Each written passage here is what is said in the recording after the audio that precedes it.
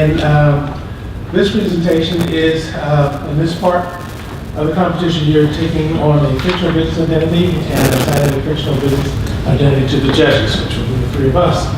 Please make sure everyone knows who you are and who they are before you begin. You have 25 minutes with a 5-minute cushion to describe the legal, financial, and ethical dimensions of the problem and to recommend a solution that passes muster on all three counts. During this time, teams will be uninterrupted. When you're finished, the judges will ask you questions for 20 minutes. During the Q&A, both you and the judges will remain in character.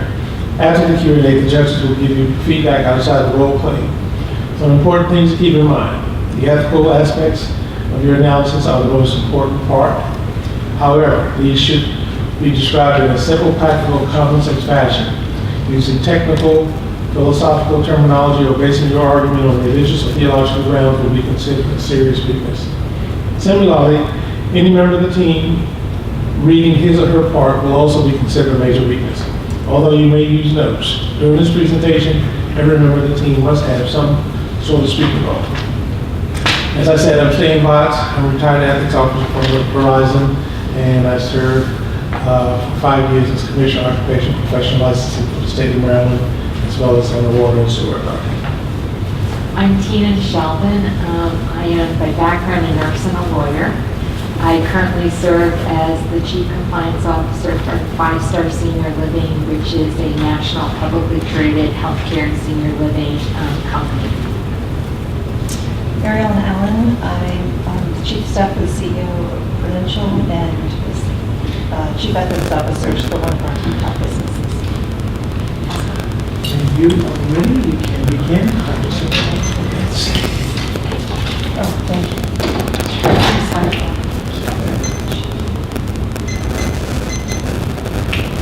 Awesome. Well, good morning. Thank you so much for having us here today, members of the Board of Directors of Facebook. We are incredibly grateful for this opportunity to be here. My name is Gianza Valeria, and these are my colleagues, Wendy Wang, Jed Barker, and Caitlin Lasciato, and we are management consultants. There are a myriad of reasons as to why Facebook has taken the spotlight and has been in the news. While it's been well over a year since the 2016 presidential election, Facebook still continues to grapple with the issue of foreign meddling. In particular, running the risk with foreign governments, hostile governments, non-state actors, perhaps harvesting data and using that to their advantage. And more recently, Facebook has been in the news regarding the Cambridge Analytica scandal. However, that is not why we're here today. We're here today because of the issue of fake news. We're here today because, I'm sorry, I'm not sure if this is on. Okay, we'll just be using this then. Okay. We're here today because of the issue, again, of fake news. Because in the year 2016, over 2 million users engaged with the following headline: Obama signs executive order banning the Pledge of Allegiance in schools nationwide. We're here today because close to 1 million Facebook users engaged with the following false article: Pope Francis shocks world and endorsed Donald Trump for president by releasing a statement. And we're here today because of the story of Emma Gonzalez. Earlier this year, Emma Gonzalez has taken the spotlight by spearheading the movement Never Again. Ever since earlier this year in the Parkland shooting, she lost 17 of her classmates. Since then, she has spoken at the March for Our Lives rally in Washington, and shortly after, this image on the right that you see here went viral, purportedly showing her ripping up the US Constitution. We chose this example because we, as consultants, have seen these in our own personal Facebook news feeds.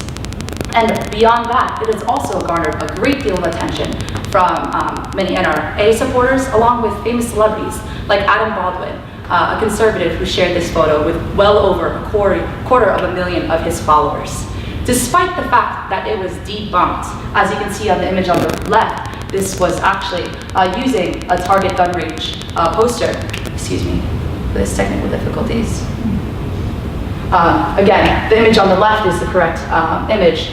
Despite the fact that it was debunked, it still continued to be shared over and over again, ultimately contributing to this climate of misinformation, which is a direct attack at our sacred trust that is the free press. The Chief Content Officer, Philip Picardi of Teen Vogue, the vision behind the image on the left, said it best when he said that the fact that we even have to clarify this is proof of how our democracy continues to be fractured by people who manipulate and fabricate the truth.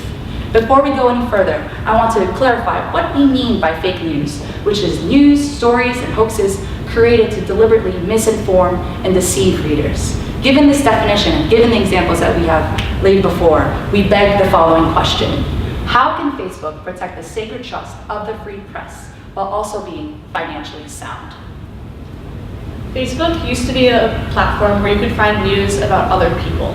Now it is simply a place where you can find news. Facebook was not meant to be in this role, but its users have adapted it to be placed in this role. This means Facebook has to adapt with its users. It has to become a sort of clearinghouse. We're not suggesting Facebook should be editors or writers of any sort of news information, but we do believe that Facebook has an ethical responsibility to allowing their users to figure out whether or not the information is trustworthy or not. Thomas Jefferson said it best when he said the only security of all is in a free press. The free press is essential to how our democracy is founded. The ability to ask questions that are trustworthy and ethical are the entire basis for our democracy. Without that, many of the other freedoms that we have would not exist. This sacred trust between a news platform and the users cannot be broken by anything, or else our democracy could fall. The most important stakeholder in all of this is Facebook's users. Since 2004, Facebook has garnered over 2 billion users.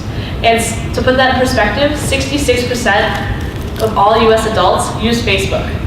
45% use it as a news platform, and of that 45%, only 33% check other news platforms like newspapers, local TV, and more to get their news. This means that Facebook is at the forefront of the news. It means that Facebook has a responsibility to those users who don't go to other websites to fact check or get other information. They have this ethical responsibility to show users trustworthy and reliable information.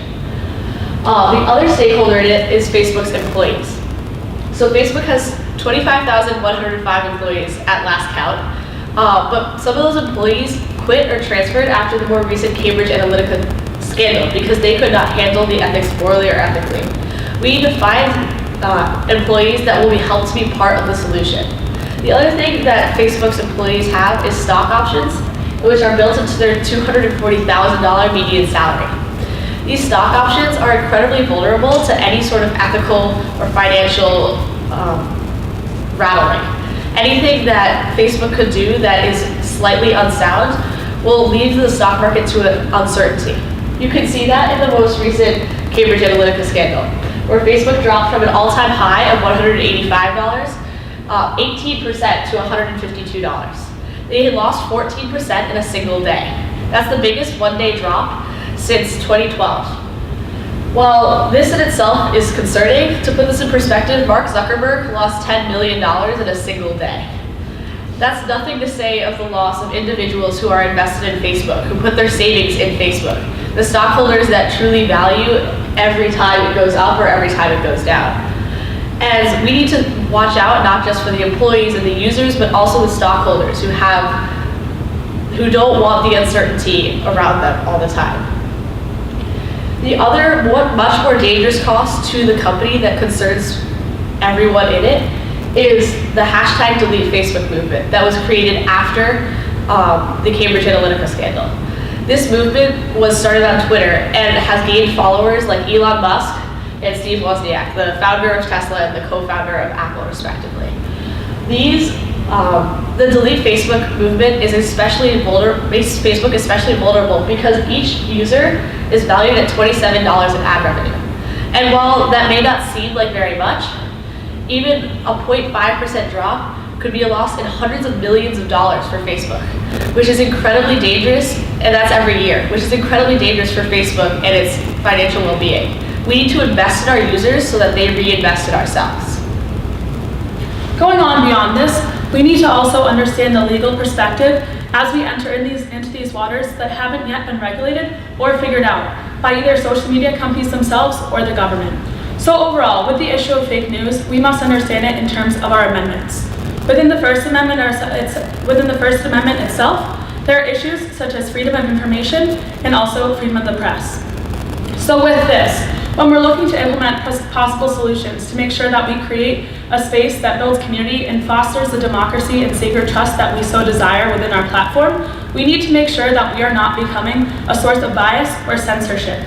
What we're looking to do is to create a platform that fosters community, as I said. Beyond this, when we enter into this clearinghouse model that Jen mentioned once before, we need to make sure that there is not a certain type of distributor liability that is created through the information of fake news and the potential issues of defamation.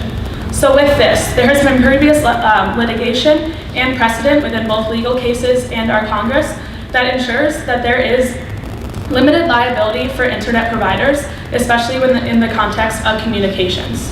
Moving beyond this, in terms of the quasi-monopolies, what Facebook and many social media companies are empowered by and have a platform is through their network effects.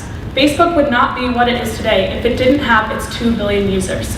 So in terms of the Sherman Antitrust Act and how the government has previously regulated such industries, right now we don't have the information, nor do we have the antitrust investigators with the knowledge to understand how these platforms are organized, whether it be between their industry and their revenue in terms of data or in terms of the marketing and ad revenue. So when we're going forward, right now we don't know how these businesses will be regulated. And since we are, in terms of innovation, we're beyond the curve.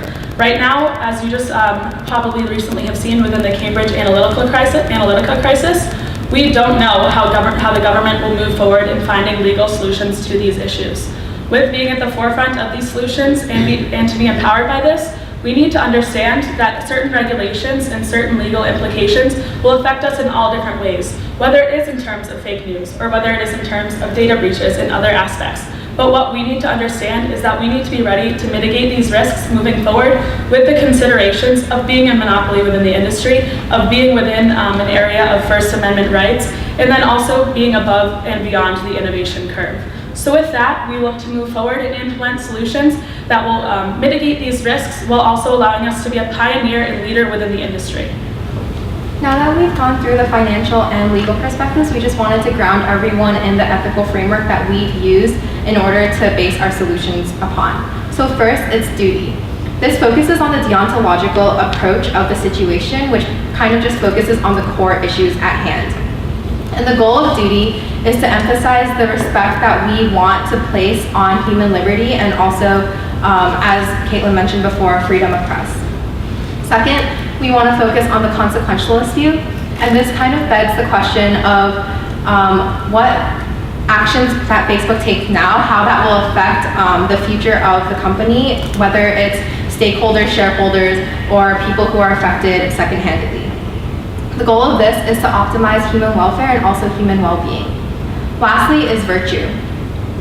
With virtue, we want to aim to develop one's character and virtue within the Facebook users.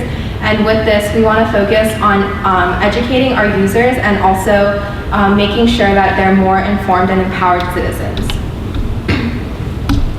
So to go through our strategy, we have a three-pronged approach for Facebook to attack the issue at hand. We suggest creating an ethical internal group which focuses on the duty aspect, and then rolling out a system of trust ratings on Facebook which addresses the consequentialist view. And lastly, we suggest Facebook to come out with a curriculum which educates their users and also just the whole human population. So moving on to talk about the fixed internal consulting group, we want to emphasize that Facebook does have a duty in the situation at hand, and this group kind of would serve as a systems of checks and balances within Facebook's current corporate structure and also their current revenue model. So this group would be formed of a group of maybe 4 to 5 individuals who are very highly educated and hand-selected by another board of directors.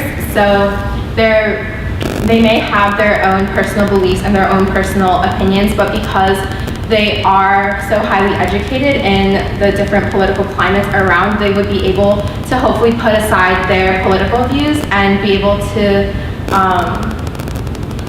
organically determine the nature of the articles that are circulating on Facebook.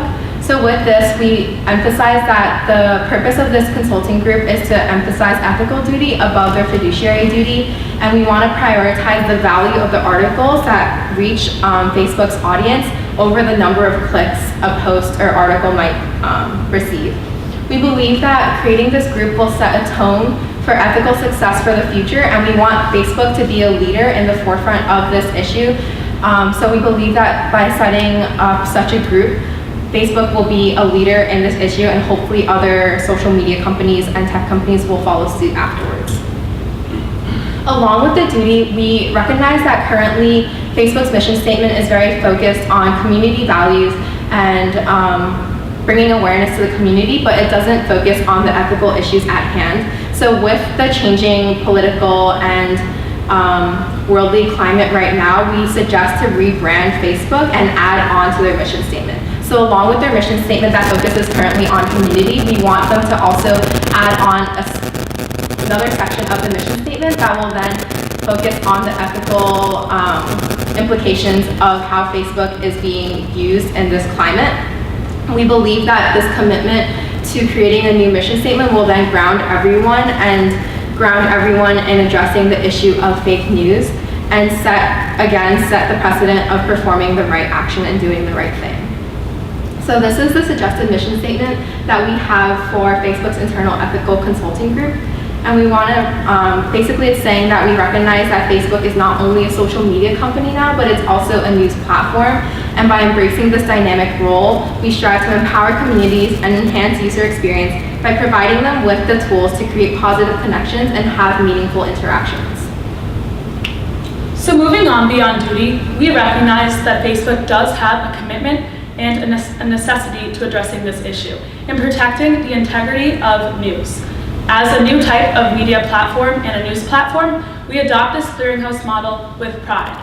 As we will have 4 to 5 individuals who headline this entire mission, we'll have a team of human editors below them. And when I say editors, they're not editing content, they're not editing feeds or the information that's being distributed to our users. They're simply providing the checkpoints necessary to move forward within our structure and strategy. So, within the current algorithm, what we're looking to do is we're looking to augment and improve upon this process.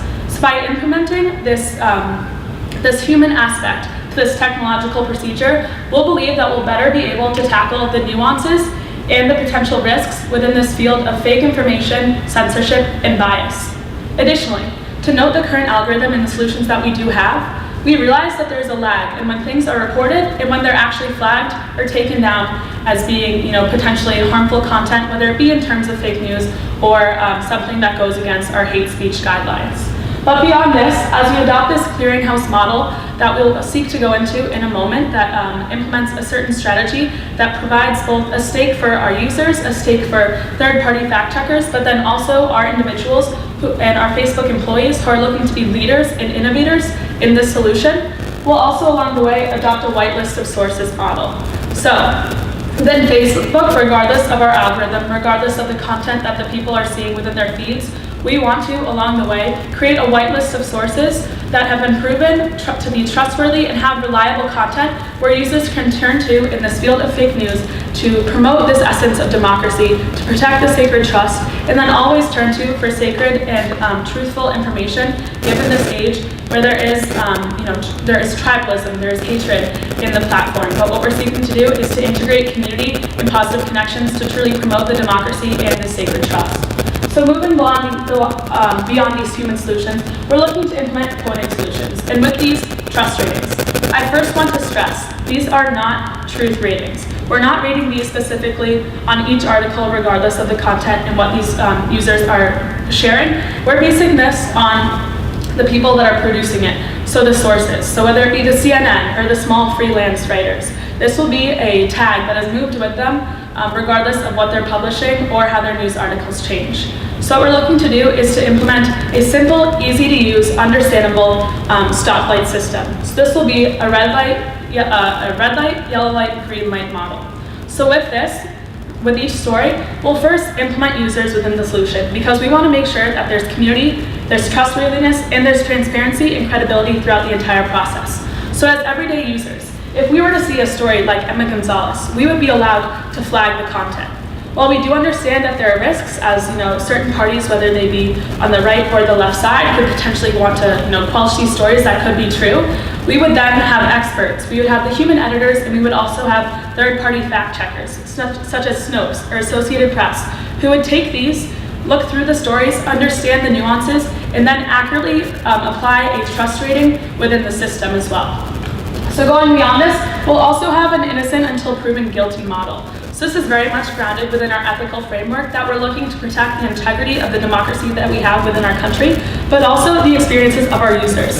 As I said, we have a very diverse user base within the 2 million monthly active users. We have the CNNs, who people can immediately recognize and understand them as being a potentially trustworthy news source. But we also have new types of freelance writers who we also want to provide a voice to within this sacred trust and realm of free speech and press. So with this, and with our innocent until proven guilty model, we're hoping to bring them along with this innovation and make sure that they're not left behind within the solution by offering options that are flexible and tailored toward each of our sources and people within our newsfeed as well. Finally, we also have a spam feed. So within this spam feed, what we're looking to do is we're seeking to promote and optimize the amount of time that our users spend on the platform, because this is within our financial revenue model. So with this, we're offering a type of spam feed. So as a user, if you're not looking to potentially educate yourself or see the wide range of stories that you can see, whether they be red light, yellow light, or green light, you can go through and filter by the content. So say you only want to see content that is flagged as being green lighted or or trustworthy, so to say, you could do that. But if you want to see the full range of articles and have an unfiltered newsfeed, you can do that as well through this feature, which makes sure that we're optimizing the consequentialist framework that we're seeking to integrate here, so that overall, humans have a great experience on our platform, and their welfare is being optimized in terms of how they're integrating these solutions and how they're being a part of the solution. So as I said, we're bringing them along this innovation curve, and we're making sure that they optimize their human welfare and their time and experience spent on this platform by promoting the community connections that have been the foundation of our country since day one, but also in our company since 2004 and since we founded with our original mission statement. Now that we have established Facebook's duty to address the issue, and now that we've also established with Caitlin Facebook's duty to optimize welfare, our last course of action involves tackling the issue of media illiteracy. But just how big of an issue is the issue of media literacy? Here is a 2016 Stanford History Education Group, which examines the civic online reasoning, which is the ability for the youth to check the credibility of the sources that they come across. The following is Slate.com, a page that has both traditional news stories and advertisements. Before I go any further, I'd like to open up the floor to you, members of the board. Can you let me know, of these three articles, which ones, if any, are traditional news stories, and which ones, if any, are ads?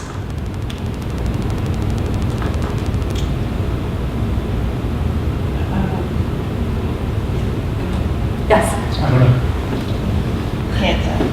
Okay. All right. Well, you're not alone. So, this one down here is actually an ad, and the one up top is a traditional ad, and the one over here is a traditional news story. So now when they proposed this in front of middle school students, the top and the second, students were able to correctly identify them as a traditional ad and a traditional news story. However, this was more problematic, the sponsored content. By definition, sponsored content is an article that was sponsored by an organization. Over 80% of the students thought that this was a legitimate news story. Of course, this is problematic, as unsuspecting readers, like those middle school students, have no idea that what they're reading could have an ulterior motive. What's more disheartening, however, is that the issue of media literacy was just as bleak in the college level. The following is a tweet by MoveOn.org, and it was also hand in hand with the Center for American Progress. The problem here is that more than half of the students didn't click on the link provided, which would have led them to the liberal advocacy groups. And with that, they were not able to see the to put the two and two hand in hand and realize that because it was done by two liberal advocacy groups, the study themselves, perhaps they had a say in how the results were published or how the structure of the poll itself could have been biased. To counter this issue, we first looked at what Facebook already offers. Facebook has the following educational tool, however, it's out of the way. you have to go to their help center and then click tips to spot false news.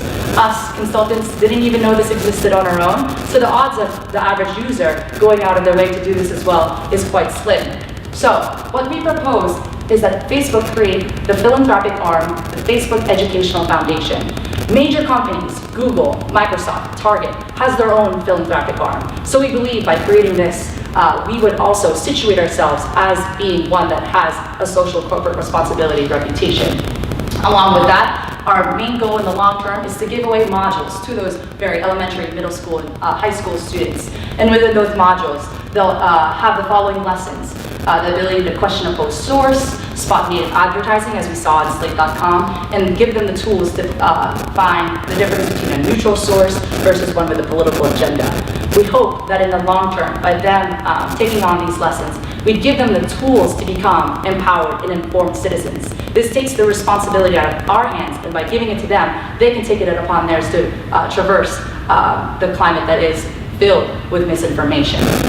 With that, we also have a short-term goal of requiring all of our users to complete this mandatory crash course, which embodies the very same lessons, but only in a 2-minute video. That way, they too will see that we are investing in their experience.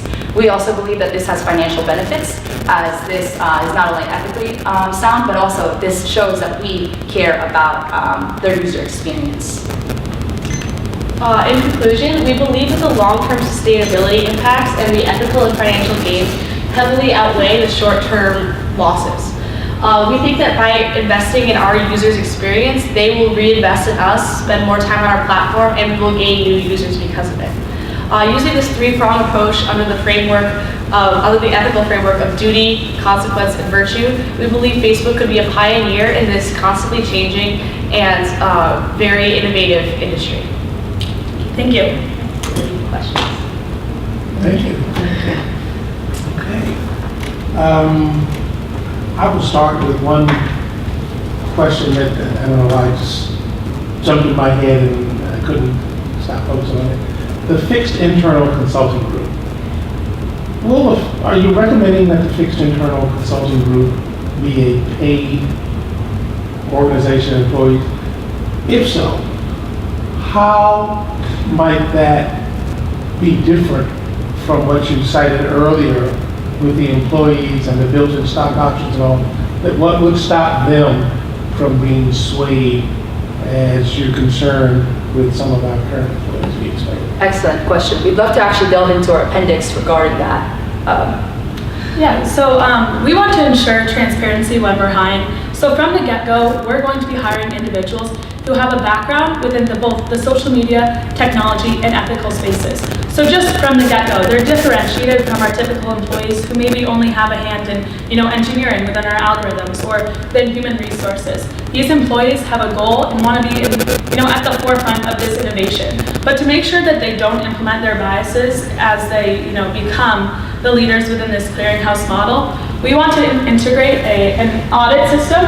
So yearly we'll have, whether they be outside compliance officers or firms, come in and make sure that our internal ethical consulting group is in line with the certain benchmarks and goals that they have that are outside our traditional revenue model.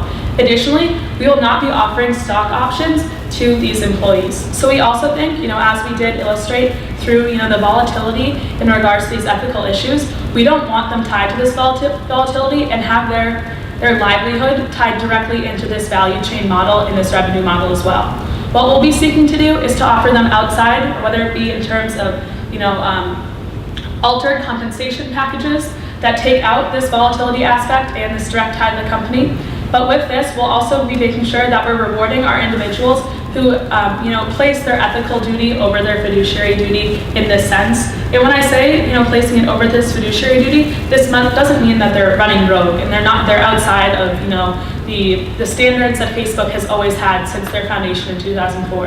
They're still, they are Facebook employees. They are operating within the foundation of our company. We're just seeking to integrate a new branch that maintains our focus to the ethical framework of our solutions and ensures that Facebook is at the forefront of innovation, but also the forefront of the situation and the solution. So we can be a leader within this industry and maintain this commitment to our issue to the issue of fake news and promoting the democracy and sacred trust that we so desire to do. Sure. I have a question. So you talked about this educational solution. What would be the financial cost of implementing that? We understand, as Jen had mentioned, that this is going to be a huge undertaking. And we want to make sure that whatever we do first, especially, we'd be very careful and would be taking a great deal of consideration as to how we're going to put it out there. Because of this, we think that the first move with creating those modules should be our biggest financial cost. By investing, we have to say around $4 to $5 million.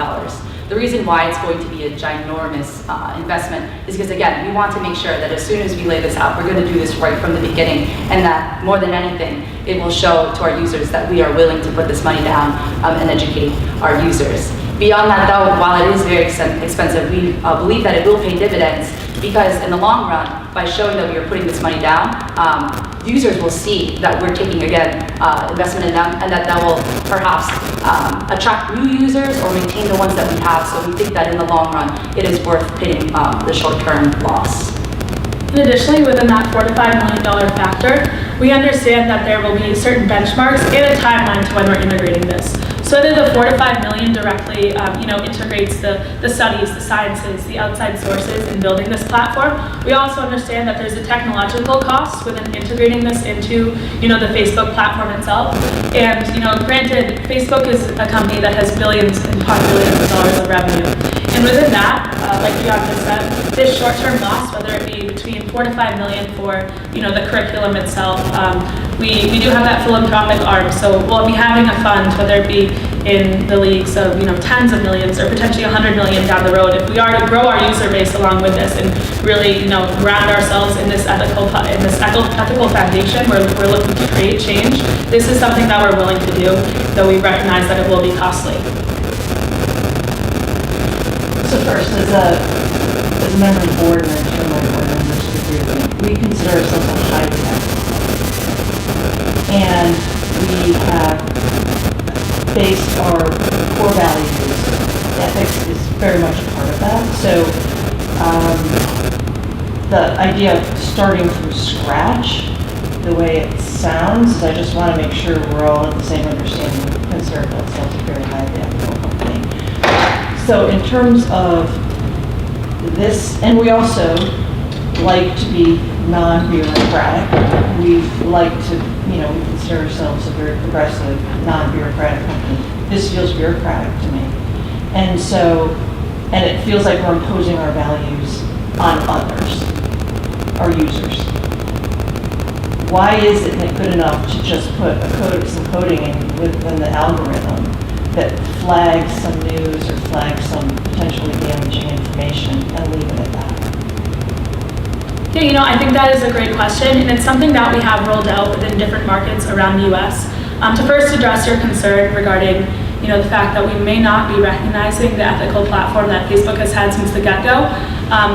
To be clear, we completely understand that within its foundation, since 2004 when they were founded on the mission statement of creating community and connections. And it's something that they've done, and that's something that they've grown. They've obviously, presented an incredible product to the world.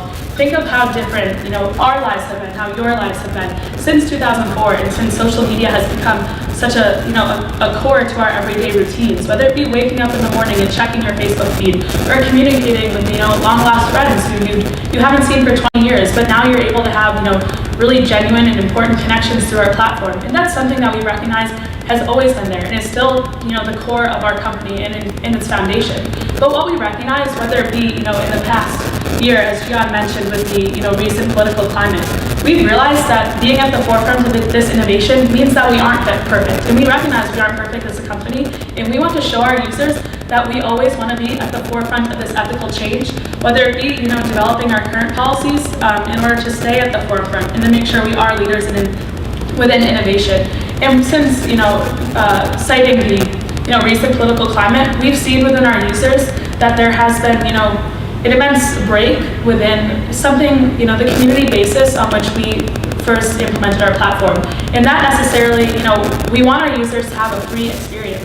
We're not looking to control our user experience. And that's something that we hope that our solutions wouldn't be doing, because we think that we're integrating a great crowdsourcing effort. So as I mentioned before, we have rolled out algorithms that just allows, users to check a box saying, this is potentially, troubling content, this might be fake. But that simply isn't enough. And we don't want to control this, to be biases, to be censors.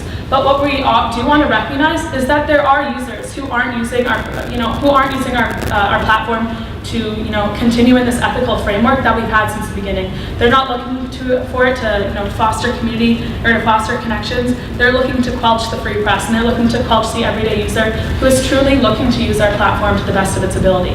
So by, implementing third-party fact checkers or other relationships within this, we want to, include our users in the solution, but then also make sure that we're mitigating the risks that could, potentially be there, whether it be in terms of people who are looking to potentially use our platform as a negative means to not, foster community, but to create, issues of tribalism within the political sphere. So what we hope to do within our solutions is to ensure that we are continuing on an ethical pathway. We're not starting from scratch. We have a compliance board. We have people within our company who have always been driven towards the solution. What we're just hoping to do is to put that at the forefront, to make sure this is transparent, to make people, they know that we're at the forefront of this ethics and that we care. And with this truly, both in terms of our financial viability, but then in terms of our brand, in terms of everything, we're making sure that this ethical component is known, it's clear, and it's a true commitment that we're committed to in the long term. So I have a question, a little bit building off of some of what you said to address my colleague's question. What would you say to an individual who you started the presentation talking about this young woman who had posted an image and then someone changed the image? That's their freedom of expression, and who are we, Facebook, as we offer a platform to say that someone's alteration of that is not their own freedom of expression, and who are we to judge what they post? So we'll actually have a type of opinion check on that. So if you go to our trust rating system, will have a red light, yellow light, green light, blue light system. So the blue light will be an opinion article, and you can flag it yourself as an opinion so that they know that this is it's not based in fact, but it's not necessarily the entire truth. They know that this is just what they believe, and you could believe something entirely different. So for example, everyone knows the Second Amendment exists. Whether or not if someone says, I think we should abolish it, and someone says, I love my guns, those are their opinions, but it's all based in the trustworthiness of the fact that the Second Amendment exists. So this opinion article will allow them to express their opinions based on it, but we would not judge them based on their opinions, but just on if the basis of whatever they're saying is trustworthy. So who's judging it as an opinion? Are you asking I just apologize if I sort of lost where you were going with this, but are you asking the end user who's posting the image to say, this is my opinion? And I guess, and if that's true, then what happens if they choose not to and they just choose to alter the image and post it? Are we now in the position of policing every post on our site?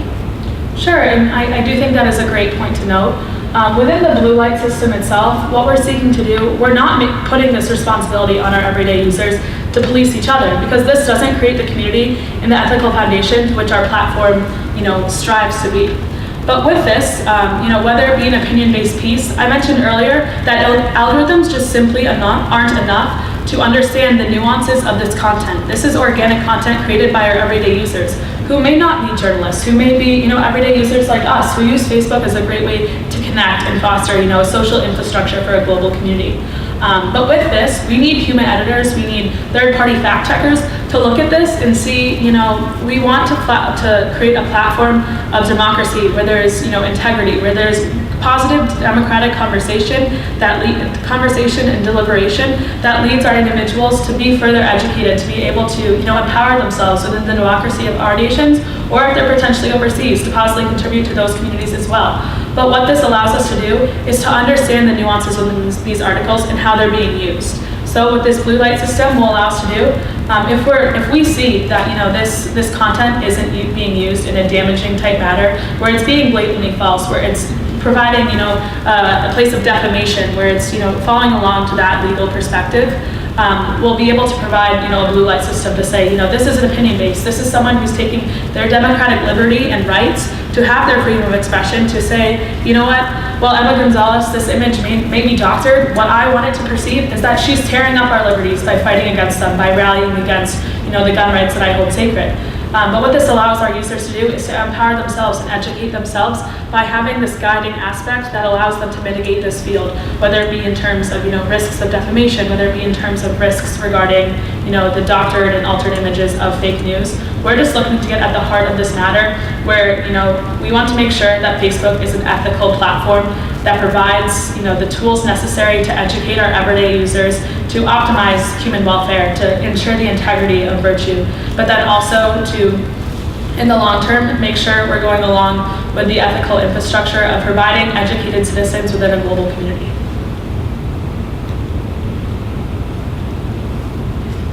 One of the things that